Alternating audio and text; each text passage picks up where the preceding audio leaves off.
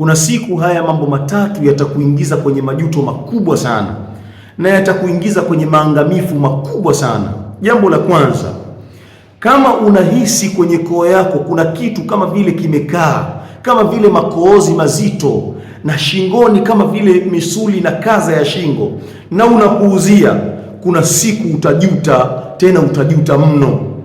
Alama ya pili, kama unahisi kwamba kwenye kifua chako kuna moto unapanda, kama vile panawaka moto, na mwili mzima unahisi kama vile unawaka moto, hasa hii sehemu ya mbele, kama vile kuna waka moto, na mapigo ya mbio yanakwenda moyo, mapigo ya moyo yanakwenda mbio mara kwa mara, basi na unapuuza jambo hilo, iko siku utajuta vibaya mno.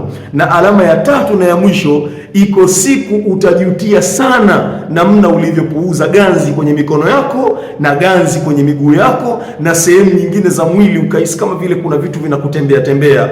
Iko siku utajuta sana kutokana na alama hizi, zilikuonyesha indicator za danger, zilikuonyesha kabisa. Mimi ni Dr. Sangwa, mtafiti wa matibabu ya asilia. Eneza video hii, share video hii kwa watu wengine ili wapate kujifunza kitu fulani.